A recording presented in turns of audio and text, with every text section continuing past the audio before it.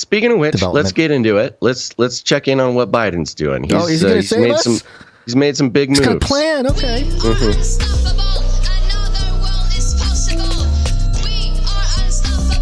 new world order. When do we want it? Got hairy legs. Got hairy legs. Hairy COVID. Hairy COVID. Build back better. Blah, blah, blah. Oh, okay. Is that you? Yeah. I was looking for the Build Back Better jam. The Greta Build Back Better. Wasn't that it? No, that was the New World Order jam. Oh, that was New World Order. Yeah. Build back better. To build back better. Right. Okay. But while we look for that, I will bring this to you, Gons. Big news today. Joe Biden himself, with his own wrinkly, decrepit fingers, typed out an opinion piece that was published on Wall Street Journal. And oh, goodness. The media can't. Well, that's what we are being led to believe. This is coming from WallStreetJournal.com. Joe Biden, my plan for fighting inflation. Oh, yay. Finally, somebody got to do something. Published on May 30th by Joseph R. Biden Jr. Do you know that Joe Biden was a junior? I didn't know that. I wish that they would.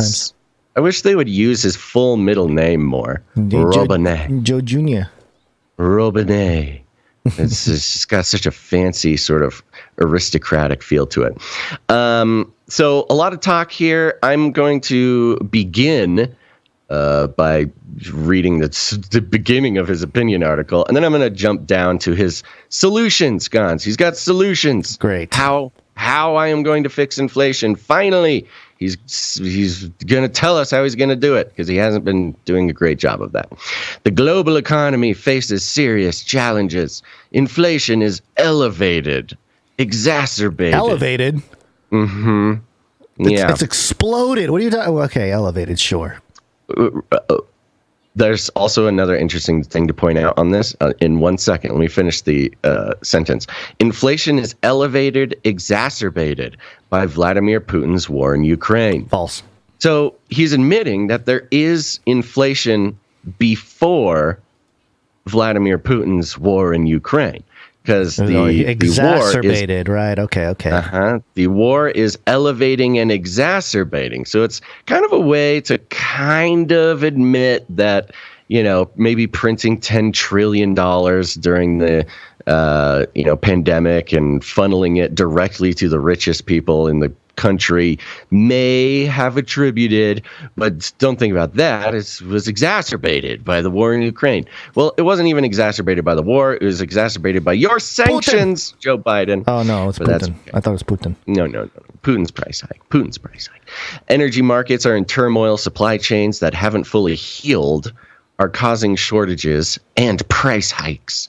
Americans are anxious. I know that feeling. I grew up in a family where it mattered when the price of gas or groceries rose. That sentence he's literally said 10,000 times in the past month.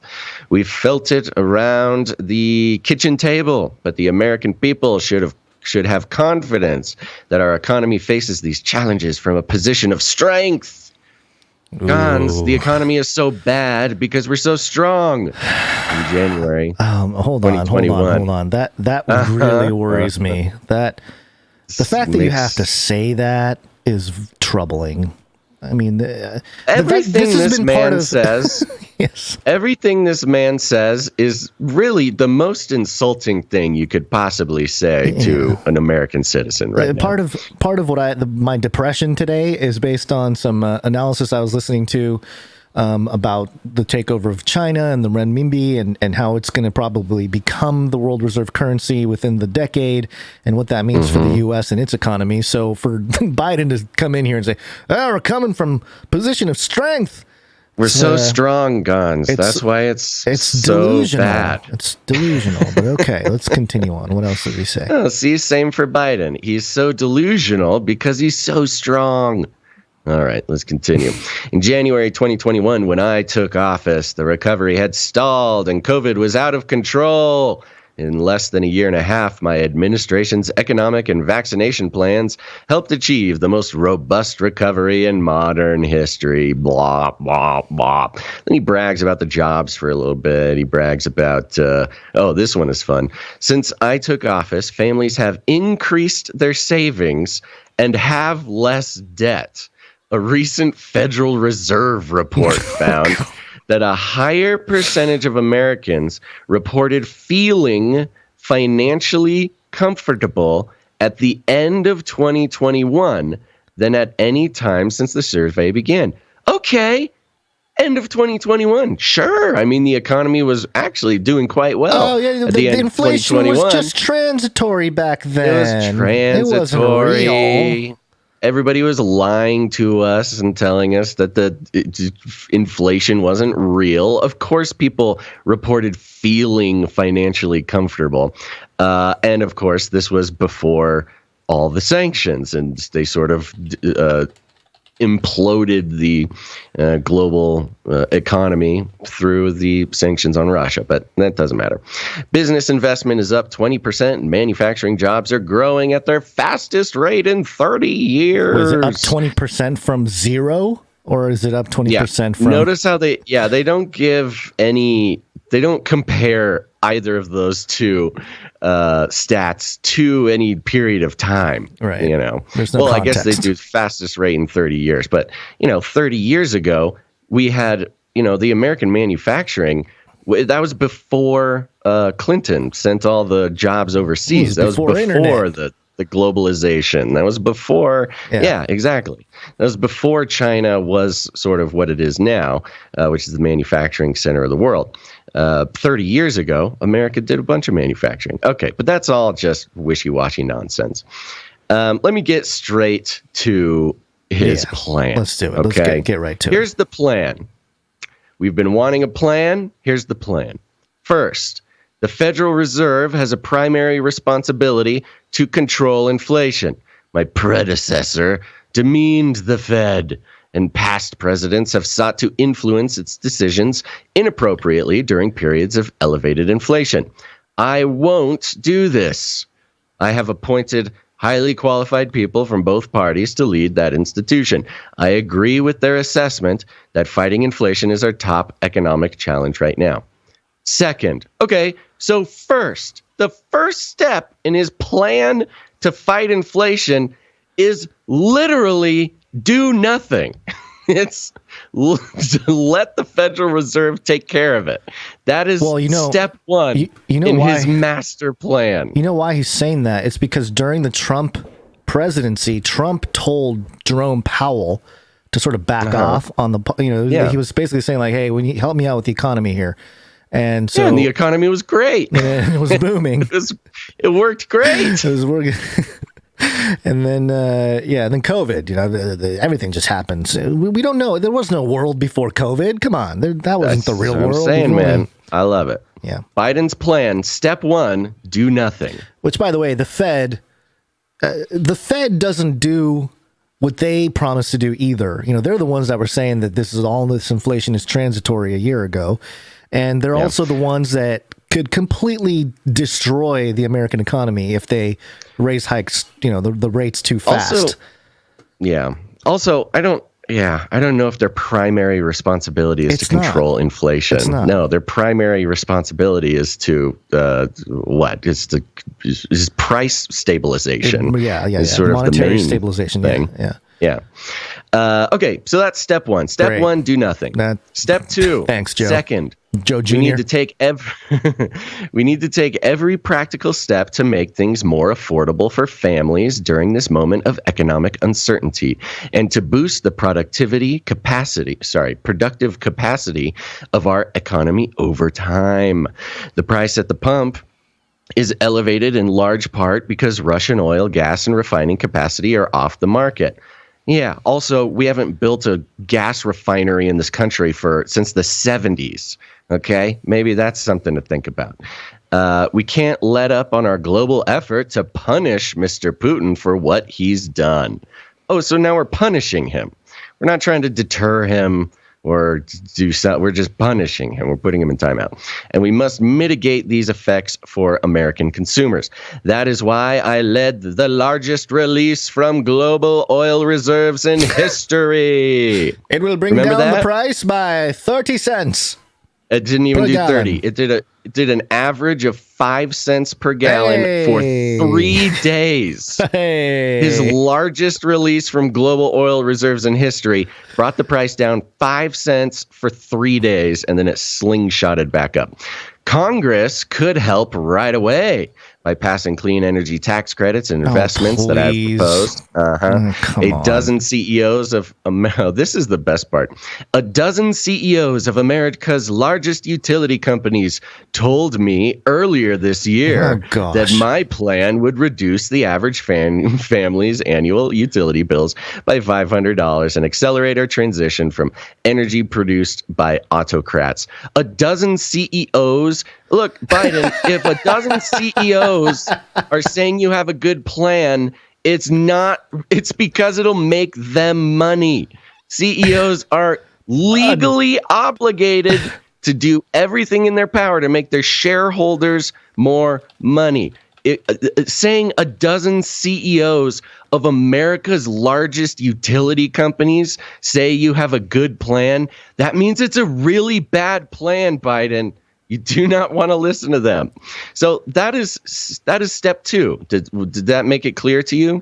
No, I was just Can thinking. you repeat to me what step 2? Step 1 was do nothing. Step 2 was. Step 2 was some other autocrats told me that this is great for American people. well, The- let me the bill will go boil it down for you. Step 2 was we need to take every practical step to make things more affordable for families during moment of uncertainty and boost productive capacity of our economy over time. Okay, so step 1, do nothing. Step 2, do the good things and don't do the bad things. All right, there's literally not. Make things cheaper is what he's saying. Like, okay, Exactly. Yeah, That's exactly let's what do he's it. saying. How are we going to do that? Step Are we going one- to shrinkflation? Step 1, here's how I'm going to fix I'm going to fix inflation. Step 1, I'm going to do nothing. Step 2, we are going to need to make things cheaper. Okay, good. Thanks, Biden.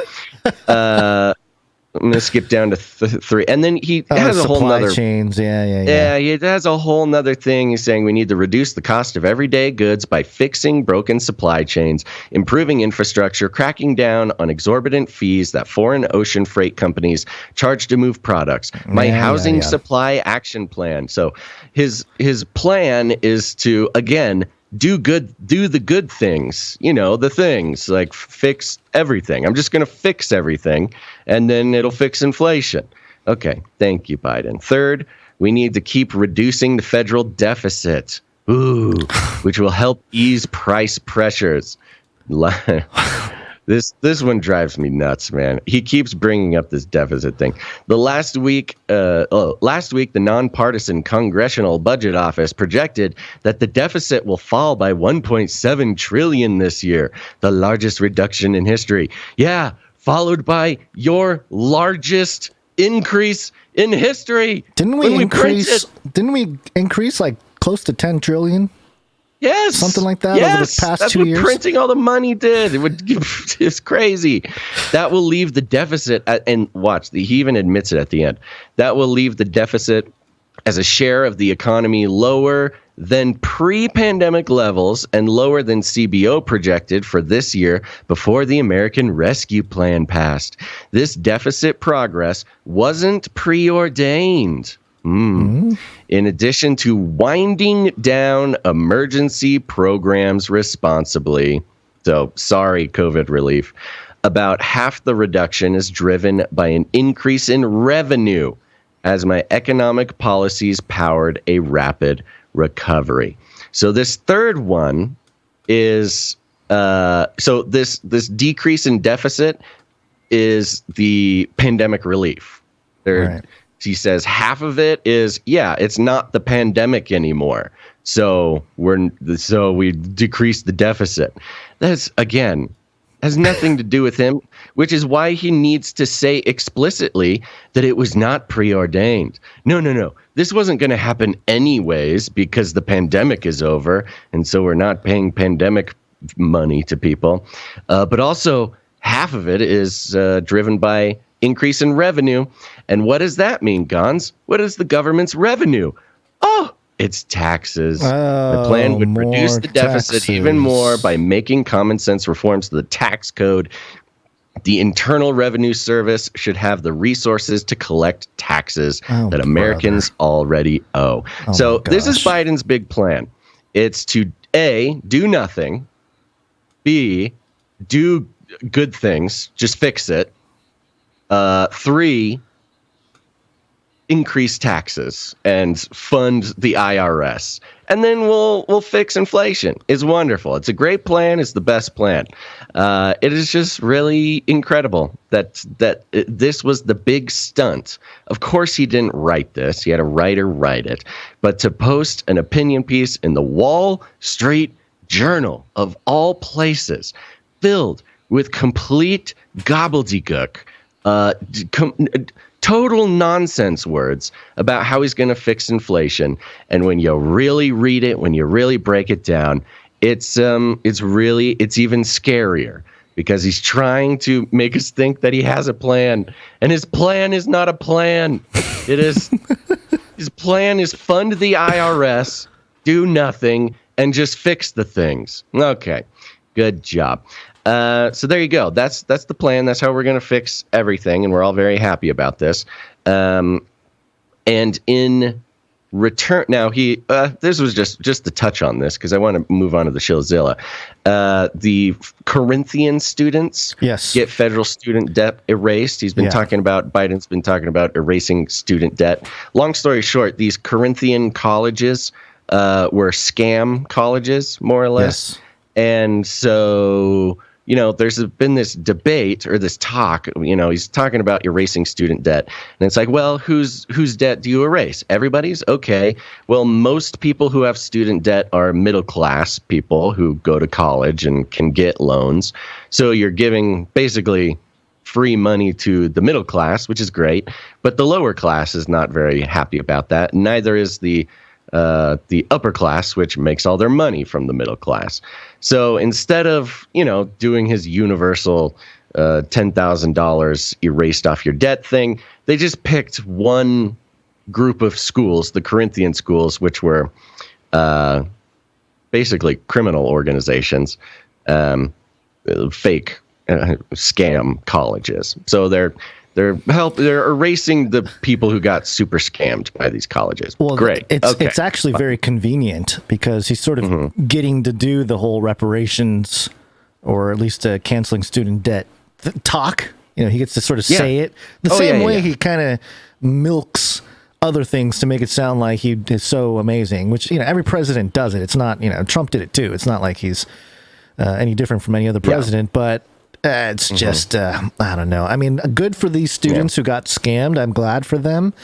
But yeah, that's probably the best he can do when it comes to canceling any kind of student debt. He's not going to be able to do it for everybody. And again, it affects even less people. Yeah. Like it's a token gesture. Oh, And Corinthian colleges has already been, like it's already been litigated. Like the thing is over. Now these students still owe money, which is unfortunate, and good for them. I'm glad that they got those scam, that sort of life debilitating federal student loans erased, because the whole federal student loan thing is a scam anyways. Yeah. So good for them, but it's also just like a token thing, much like his plan to fix inflation.